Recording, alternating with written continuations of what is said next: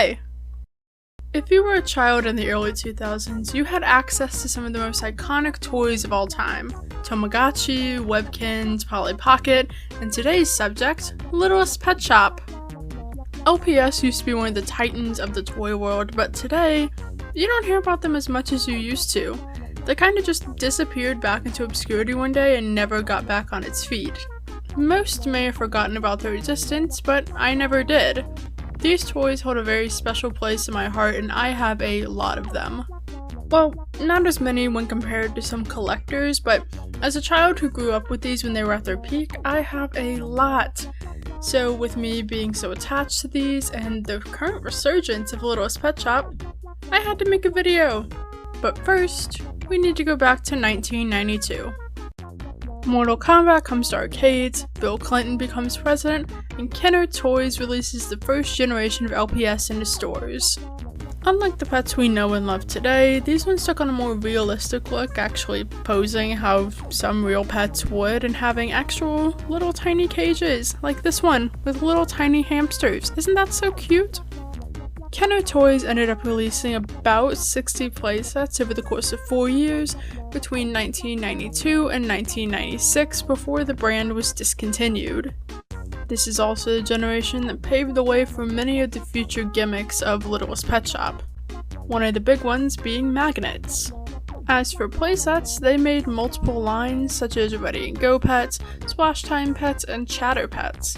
There were also some collaborations with big brands at the time like SeaWorld with their SeaWorld Star line.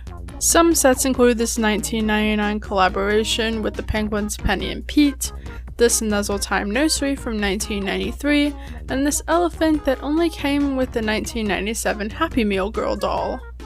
This generation of Littlest Pet Shop also had its own TV show called The Littlest Pet Shop that aired 40 episodes between October 16th of 1995 and December 8th of 1995. The show followed the lives of 5 miniature animals who lived in the pet shop on Littlest Lane. There's Stu, Chloe, Viv, Chet, and Squeaks.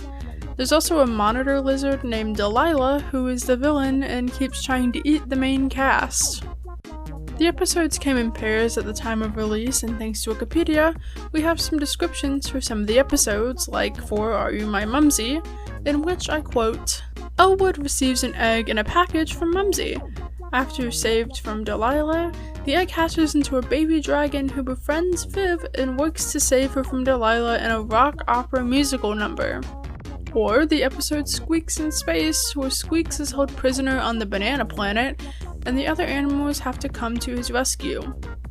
These episodes were paired together, by the way. There were some home releases made by Family Home Entertainment in 1996, and a couple of Christmas specials released with 2 extra episodes. If you want to watch some of these, most of them can be found on YouTube. I have a playlist in the description with 29 of the 40 episodes in it. There's a huge drought after 1997 until we hit 2005 when Hasbro ends up buying the rights for Littlest Pet Shop and bringing us Generation 2. When Gen 2 came out, no one really liked them, but they eventually grew on people, kinda like a leech or a fungus. Personally, I think that this generation of LPS is the most highly regarded generation in terms of how they look and how popular they are. But they're popular for reasons I don't really understand. Maybe the bobbleheads, the big old eyes, I don't know. But no matter how you spin it, they are very popular. LPS popular, if you will. That was a really bad joke, and I'm sorry. Gen 2 came out of the gate with one of the most expansive ranges of molds in the entire history of the franchise, with a little over 2,000 different pets. They also return with the magnets from the previous generation, either being pink or blue depending on which series they came from. Hasbro went all out for the launch of Gen 2. Of course you had your single packs, double packs, and triple packs, but there were also some one-off things that just so happened to come with pets for some reason. DS games, electronic diaries, puzzles, books, and so much more. These pets that came with stuff like this more often than not didn't have a number to associate with them like most LPS, which led for the prices of them being jacked up insanely high if you can even find one in the first place. From 2005 to 2012, the pets will go through some small changes, like gaining symbols in their eyes. When this trait was established in 2007, there were only 15 symbols added at the time. Later on down the line, 4 more traits would be added with Punk, Maud, and the Grooviest Pets. The Comic-Con cat, however, from 2009 got its own trait called the Super Trait, which hasn't been used since then. This launch also had its fair share of toy lines. Postcard pets, globes, dioramas, pet nooks, carrying cases, magic motion pets, gift sets, deco pets, collectibles / gift sets, blind bags, teensies, mommy and baby sets, shimmer and shine pets, walkables, fairies, and so many more. Blythe dolls were also introduced at this time, which can be an entire video of itself, but all you need to know for the sake of this video is that they were also a Kenner product that got roped into the LPS brand. This is by far my favorite generation of Littlest Pet Shop, and dare I say, the best. That may just be my rose-tinted glasses of nostalgia, but it's how I feel. This generation feels like people actually liked working on it, and you can tell with the pure creativity and passion put into every playset that was released. But all good things must come to an end, and that end brought us Gen 3. Based on the previous generations of Littlest Pet Shop, you'd think that we would be on another upturn with Gen 3. But no, you would be horribly mistaken. Hub's biggest new stars with the premiere of Littlest Pet Shop. Did you hear that? Join Blythe for her adventures as the new girl in town, making new friends. What happened in the process of creating these? Was Hasbro just providing their entire staff with mountains and mountains of crack every time they went to design a new pet? 'Cause, oh, what is... We have gone from smooth sailing to now a plane crash that you cannot look away from or escape. Everything you knew and you loved about Gen 2 has now been taken and horribly distorted in what we like to call Gen 3. And it looks horrible. It's cartoon overload on steroids, and I hate it. The bobbleheads have turned into these stiff necks that you can just kind of pose now. The bodies are now kind of malformed, favoring skinnier limbs and huge heads. The eyes are soulless and look like they will kill you in your sleep if given the chance. The colors are so bright it looks like they're radioactive and that you will get radiation poisoning if you stand within a 5-foot radius of them. I could go on about many other things I hate about them, but now I feel like I'm just being needlessly mean. Which, to be fair, is kind of warranted because who allowed this to pass? Who looked at this design, compared next to Gen 2 and like, yeah, these are from the same franchise? Totally. They're basically unrecognizable from the previous generation. Even Blythe got a redo. And you're probably asking yourself, why overhaul it this much? Well, it's to coincide with the 2012 release of the new Littlest Pet Shop TV show, which in of itself is also a dumpster fire, at least in my eyes. And because of the TV show's release, of course the characters from the TV show are gonna get their own merchandise. There were more molds of characters from the TV show in the Gen 3 production than I think actual original pet designs. Aside from the main cast of the television series, there was a line of candy-themed pets for a time, most of which also found their way back into the TV show. There were also these, and these that I can't remember the names of. For some reason the sets also had these little ball pets. It was weird. It was a weird time to be a Littlest Pet Shop fan. With all this happening and all the changes occurring, outrage was spreading amongst fans, and a trend of sorts kinda started at the time of kids calling Hasbro offices to ask them to bring back the old LPS. Just a simple search on YouTube will bring you hundreds if not thousands of videos of kids calling Hasbro offices, which I gotta say, at the time, was pretty rad, but looking back on it, it's so funny.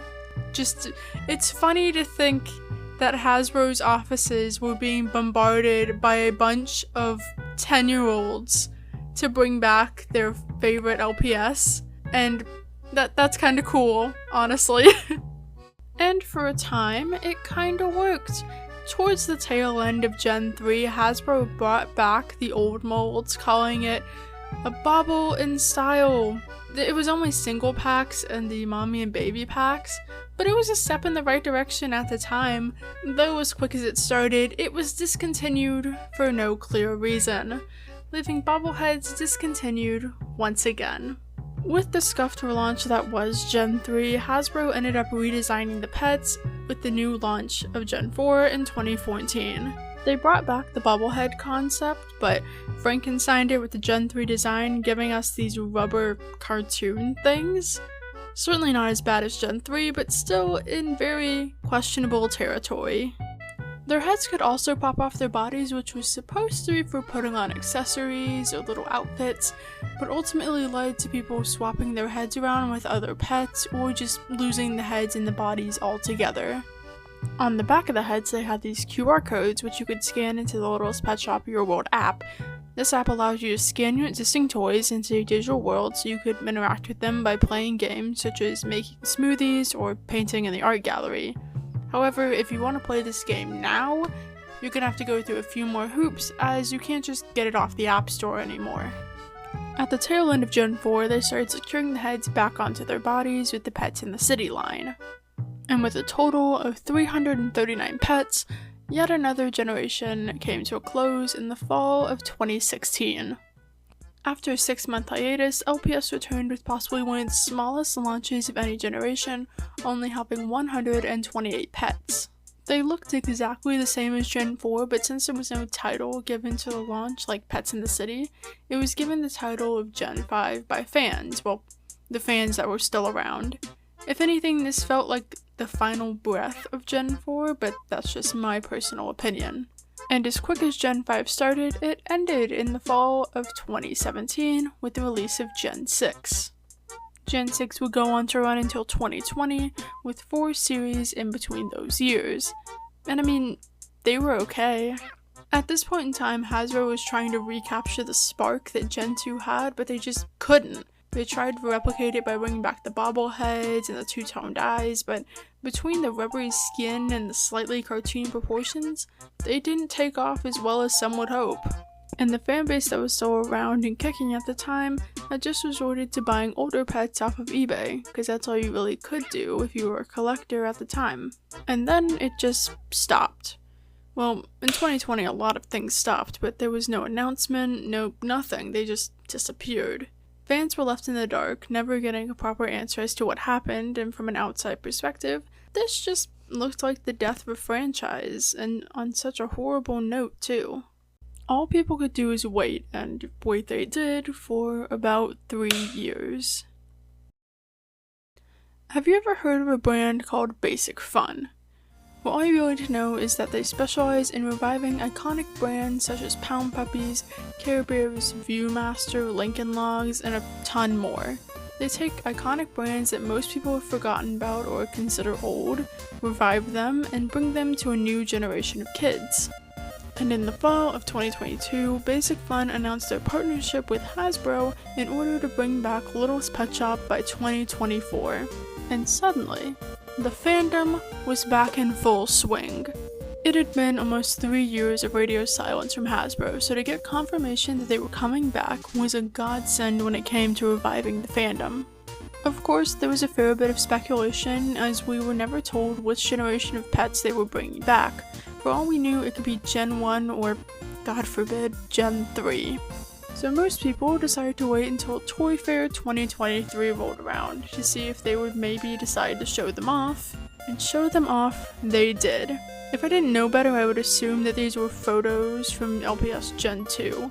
That's how good they looked. Also, the new molds, the new axolotl, to say the fans were spoiled was an understatement. But Toy Fair came and went, and fans anxiously awaited the 2024 release. This is the collection so far, and realistically all I could find. all thanks to scalpers and resellers buying out literal kids' toys to mark up at ridiculous prices. Excluding resellers, the release schedule for these didn't do it any favors in finding them in stores. From the Amazon pre-sale to Canadian Toys R Us getting them well before the New Year's Day launch, it was a hot mess.